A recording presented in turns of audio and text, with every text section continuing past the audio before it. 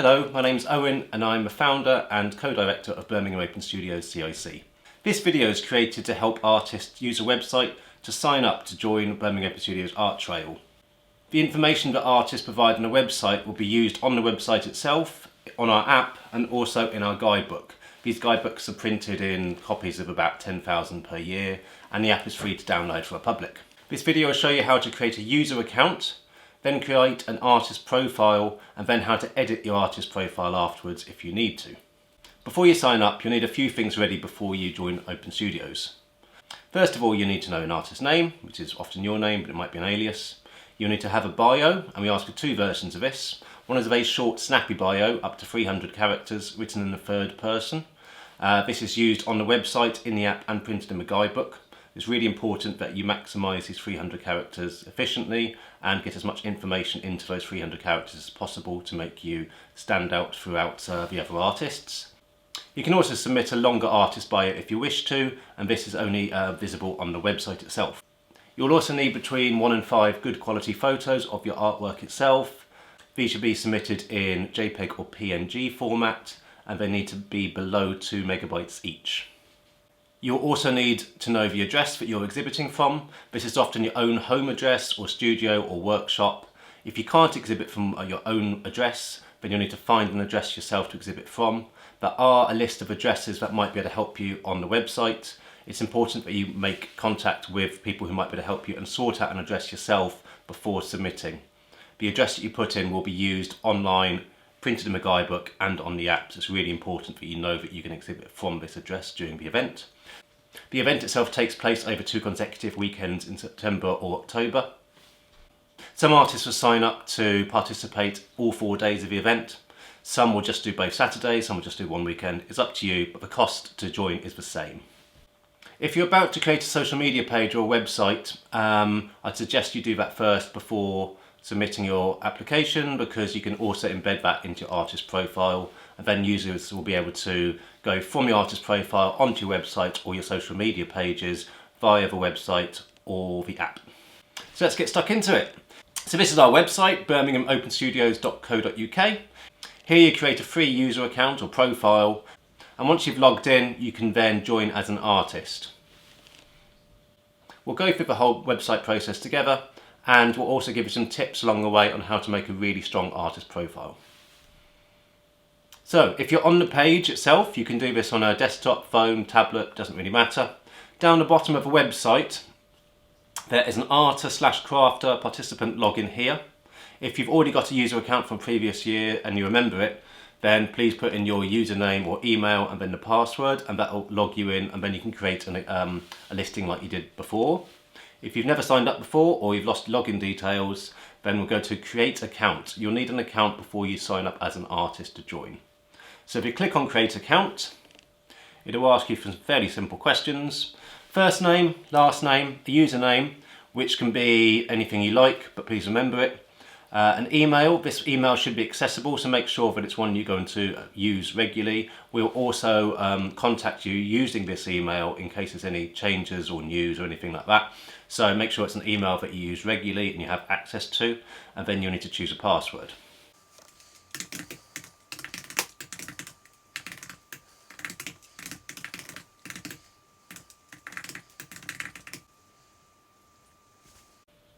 Once you've created your account, you should receive an email notification that you have an account live.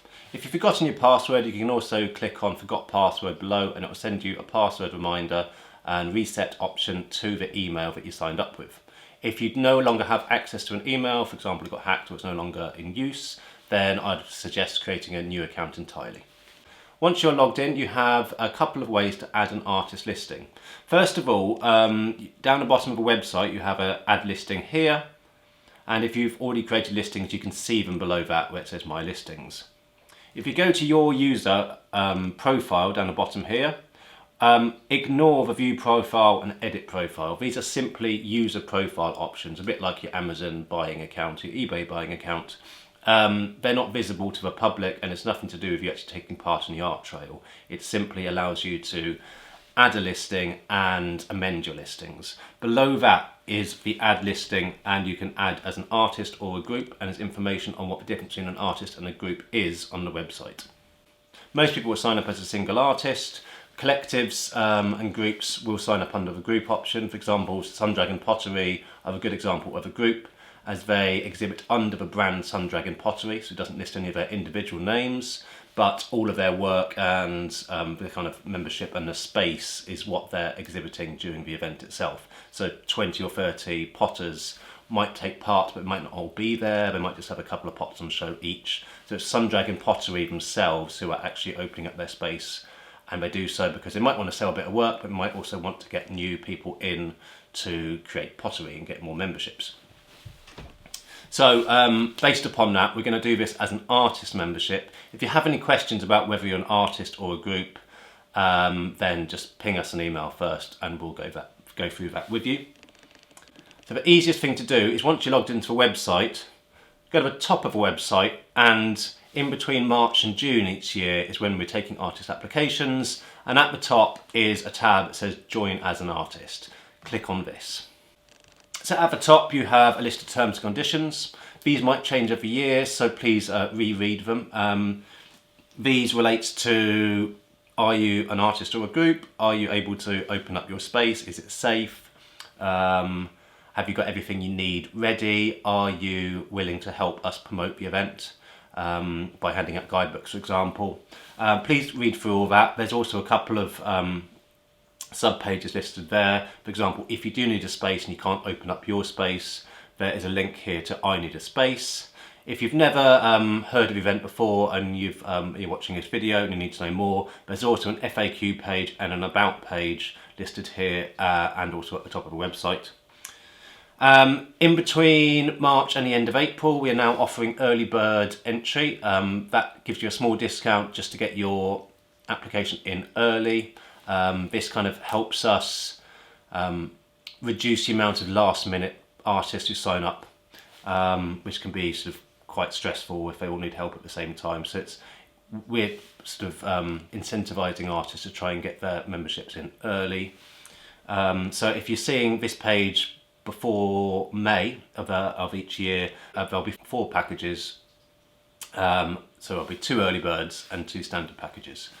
You can join as an artist or a group here, so you want to choose your package. So let's say that we're joining in June and the early bird's gone. So you're going to have individual artist or studio. That's what most people sign up as. So that will be your name, your details only, not a group's details, your images, the address that you choose, which again is mostly your address. So click on that. That should be the top option. And then below that, you get your artist name. So I'm going to put in test artist,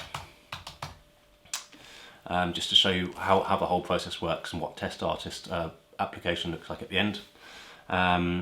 Under category, we've still kept the old categories from previous years on this website, simply because then artists and art lovers can go back and see previous trails. So obviously don't sign up as Open Studios 2021. You want to go to the bottom of the list, and there we've got this year's one, which is 2026. So here you want to sign up as either a single artist or a group listing, and again we're going to select single artist in this case. The address should be, again, your address. You need an address that you can guarantee is going to be available during the event itself. Most of the time it's your home, but if not, then please make sure that this address that you put in is the address that is going to be used. This isn't necessarily your billing address. This is the address that people will be coming to, and it's really important it is put in accurately, it's correct, and you know it's going to be accessible. It will be printed in the guidebook. We obviously can't make changes to a printed guidebook after it's been printed, so double check that this is all correct. So I'm going to put in 13 Greenfield Crescent, which is my old gallery address in Edgbaston. So here you can see it's kind of automatically populated it. So I put in 13 Greenfield Crescent, Birmingham, UK, and it's automatically filled in the rest. It won't necessarily do that for every address, so make sure that your address is accurate and the postcode's accurate. Just to show you, sometimes a pin will be in the wrong place because Google gets it wrong, for example. It normally gets it correct, but just to show you a worst case scenario. So I'm going to put in the correct details, but the pin is currently showing an Allen Rock, which it isn't, because it should be an Edgbaston. So if it, once you've put in your address, so again I put in 13 Greenfield Crescent, West Midlands, Birmingham, and what I know is the correct postcode, I'm now selecting or clicking on this Set Address on Map button. That's really important. That means it will snap to where it should be, and you can see the map there has moved, and if I zoom in I can see that that is exactly where it should be, so that's great. Then your box below that is, does it have disabled access? Only click this if you are 100% sure it has disabled access. That means absolutely no steps. I'd only really press it if you have had someone with accessibility requirements come round and know that they're okay. If you're not 100% sure, please do not click this box, because people will turn up who have requirements, and you might just think that they're going to be okay and they're not going to be okay. There needs to be lots of room for wheelchairs to move around, not just get in but turn around safely and exit safely. No steps at all. So again, only press this if you're 100% sure. If it is clicked, then that's the kind of thing that's going to show up on the app, where people with accessibility requirements can just click on all the disabled access studios and they can enjoy those. Below that you have your email. Now your email and your phone number aren't listed anywhere publicly, so don't worry about that, but we do need them to be accurate because we need to contact you. This is in case there is a problem with your listing or just general news and updates. So make sure, again, it's an email that is in use and you have access to. Same with your phone number. We rarely actually use a phone number, but it's in case that we're trying to contact you by email and we're not getting any response. Then we will phone you. So again, make sure your phone number is correct. So put those in. They are required. Anything with a red asterisk here is something that needs to be filled in. If it doesn't have a red asterisk, then you can leave it blank. Then, so I'm just going to put in my email and my phone number. Then of course the dates change year on year. So this year, 2026, you need to select between 1 and 4 dates. The cost doesn't change because the effort for us is the same. Artist profile is in the guidebook, is exactly the same size whether you participate in 1 or 4 dates. Lots of artists as a result do all 4 dates, but some will just do one weekend and want to kind of go around the trail themselves the other weekend, or they'll just do both Saturdays. Completely up to you. Just make sure that again these are accurate. You can change anything on your listing up to the 30th of June, but after that your guidebook will go to print. I'm going to select in this case both Saturdays. Now the short description for your guidebook is really important. It needs to be written in the third person. If you don't know what a third person is, that means that you don't write it in the first person, which is I create paintings of flowers. It should be Owen Devissa creates paintings of flowers. The reason for that is Google crawls a website and your name needs to be written as many times as possible. That's really good for SEO. It means that if people put in your name, then you'll come up higher because it will have your name written and not just I. I is no good. Everything should be written in the third person. If you don't understand what that means, if you need a bit of help with us, get in contact, but don't write I, always use your full name and imagine that you're writing it about someone else. A good tip as well, there's not really any sort of value in writing you're an artist and you live in Birmingham. You're obviously an artist, it's an art trail. You're obviously in Birmingham, it's a Birmingham art trail. So use your 300 characters to really think about what your ethos is, what you create, why you create it. Something that makes you interesting. You're going to be among about 150, 170 other artists. It's really important that your profile stands out among theirs. So I would put Owen Devissa is a professional photographer, founder of Birmingham Open Studios and curator of Lux Art Gallery. He will be discussing the Birmingham art scene and selling photographic prints, something like that, okay? So I'll just quickly write something in because again it hasn't red asterisks, you have to put something in. This is the most important, one of the most important parts of your application. This goes in the guidebook, it goes on the app, and it'll be on your website. It's the 300 characters is really important. So again, make sure that you use as much of it as you can. It's as detailed as possible and as original as possible. I'd write a little bit more than that, but for purposes of this video, that'll do for now. Longer description is often people just kind of copy and paste to my website, but again, don't write I, put your name in it. That really is beneficial. That's a good tip everywhere. Don't write I, but put your name. That means if anyone puts your name to Google or any other search engine, it's going to come up a lot more, and it's going to be seen a lot more because of SEO. So yeah, put that in. That will be shown on the website, but not on the app and not printed in the guidebook. Just because this is what a lot of people will do. I'm just going to copy from my own website and pop that in there, just so you can see how it looks at the end. Then there's a box again which you can tick or not tick, live art demonstrations. So some people, for example, will be creating pottery in front of an audience, some will be painting in front of an audience. If you're just selling prints, like for example I would be, I'm not going to be taking photos of Birmingham in front of people. I wouldn't tick it, but it's really good value to art lovers that they'll often go around and sort of really hunt out the ones that are doing live art demonstrations. Also, they might want to join in. And if you are offering it, if you're offering like, you know, kids workshops or anything like that and live demonstrations that people can take part in, I'd definitely put that down, because that's kind of really exciting to art lovers. That's what really separates this than just an arts market. It's the whole interactive element.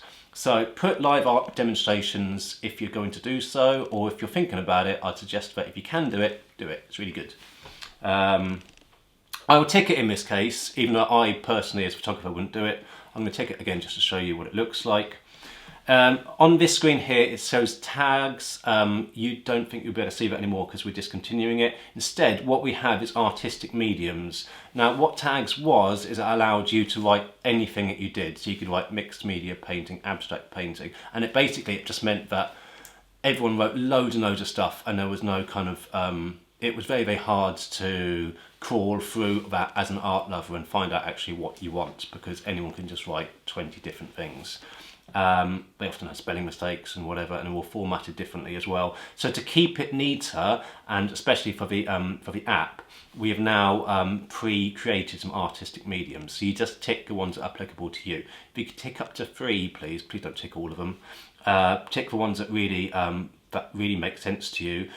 The reason for this is, for example, if an art lover is going around the trail and they just want to see ceramics, they can go on the app and just see the artists that have ticked ceramics. And then those artists might also do painting. So we'll select in this case ceramics and painting. So if you're doing abstract or landscape painting or any kind of painting, just tick painting. We're not going to list kind of landscapes under there anymore. But that kind of gives you about 20 different options. If none of them apply to you, you've got other, and of course then just use your bio to describe what you do.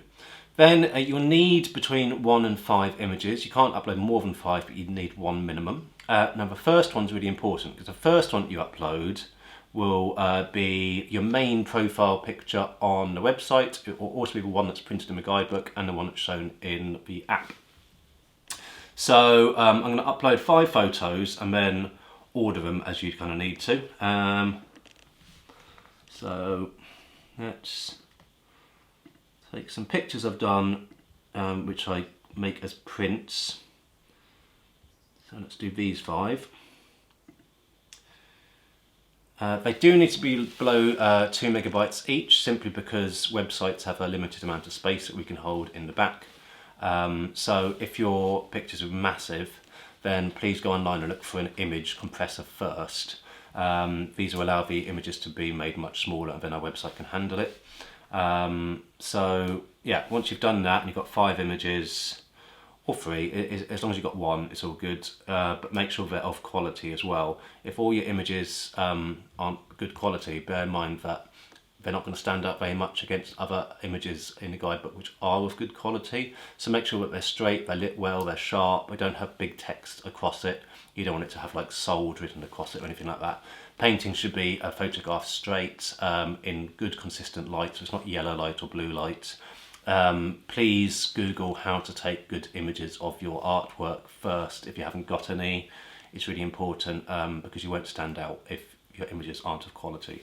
So now I've got 5 images here. Let's say that I want this one to be my main image. I'll just drag it into order. So I've got on a gas street basin there. This now, because it's the first one, is the one that's going to be printed in my guidebook and shown in the app, and will also be the main image on the website. But once art lovers click on my profile, they'll see the other 4. Below that, again, there's no red asterisks here because not everyone has them, but you can put in your website, your Facebook, your Twitter and your Instagram. We're probably going to add TikTok and Etsy soon. So again, there just might be a couple of extra boxes. When you put these in, they do need to have the HTTP // thing before it. Otherwise they won't work. It's just one of those like niggles really, but it's got to be done. So if you just put in owendavista.com, that won't take you to owendavista.com, it will say it's an error. So instead, your best idea is to go into, if you're doing this on a desktop, is just go to your website, press copy, and you see that if I actually press copy and paste in here, it has the HTTPS.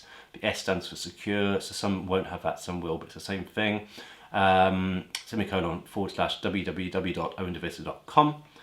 Same thing in Facebook, so don't just put Owen DeVista Photography, it needs to have HTTP www.facebook.com / Owen DeVista Photography. So again, if you go to your website and actually copy the URL, which you can do on a phone or an app as well, phone or a tablet, sorry, then yeah, you can pop this in here. So again, I'm just going to pop in mine, so you can see all of them have that HTTP / there, so they should look like that. If you don't have any, or you've only got one of these, then just put in which ones are applicable to you.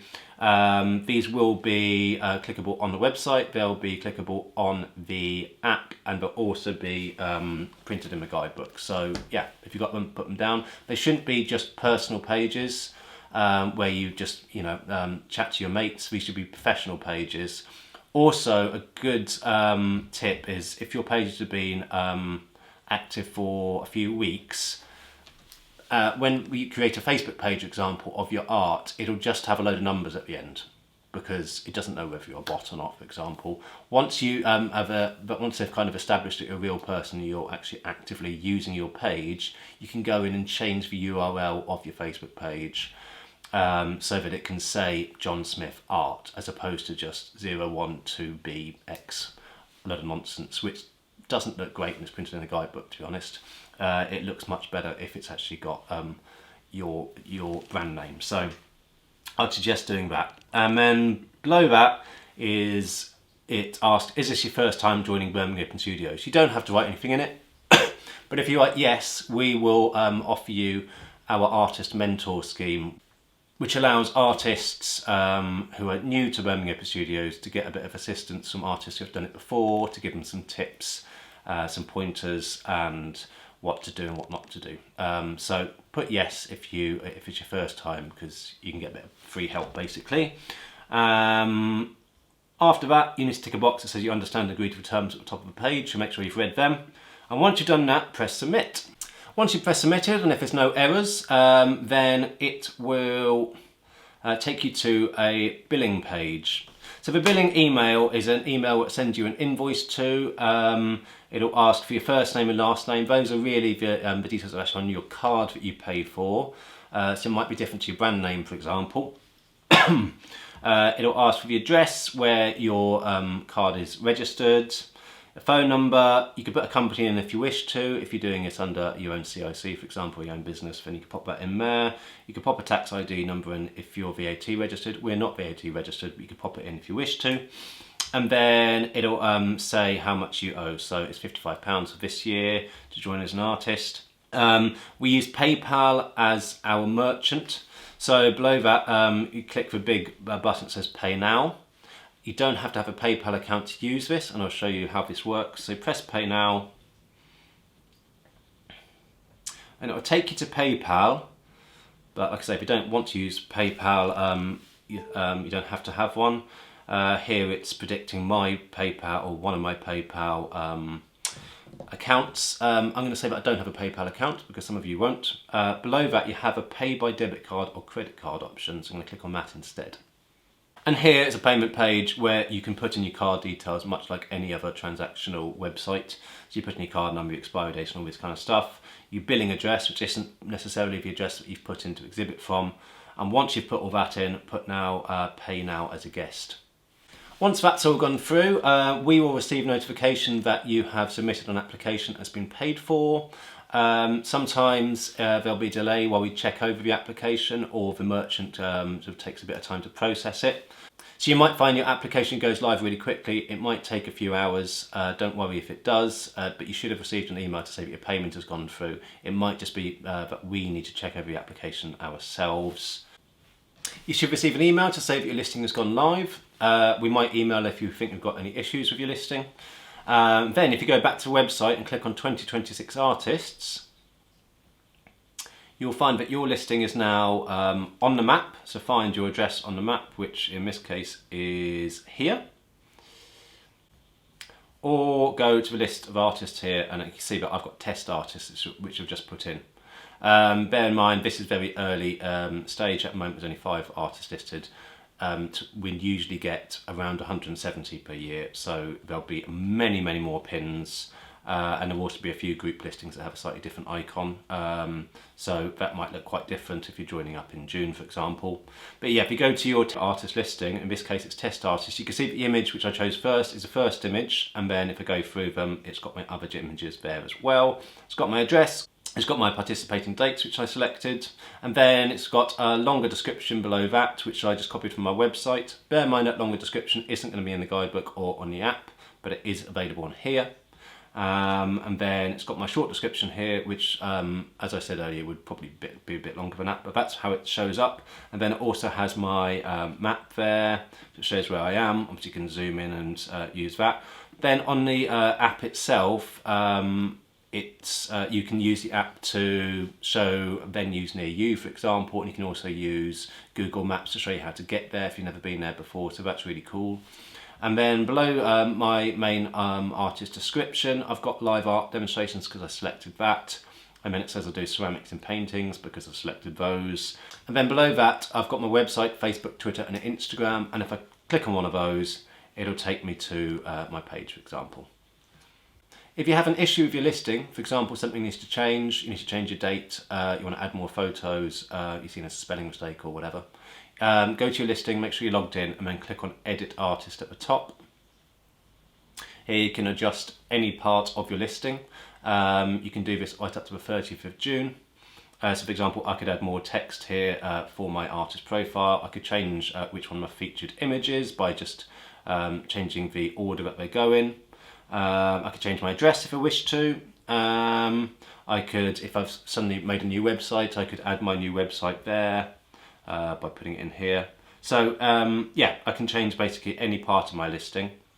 If you need to cancel after the 30th of June for whatever reason, say you've got an emergency, please tell us. We can't obviously change the printed guidebook after it's gone to print, but we can remove or amend your artist profile online. We can change the app almost live, and we can put it on social media that there's been that you're not taking part or you've changed dates or whatever. So yeah, do get in contact if you need to about that. If you need to cancel completely, you can get a full refund up to the 30th of June, but after the 30th of June, again, our guidebook has gone to print, so we need to charge for the services. We can take you off our website, put you on our cancellations page, remove you from the app, but it will still be in the guidebook. So as a result, you won't be eligible for a refund. And that's it. Thanks for watching this video. If you have any questions, concerns, or think that we haven't explained something properly, please get in contact. And we really look forward to you being part of Birmingham Open Studios. Many thanks and keep creating.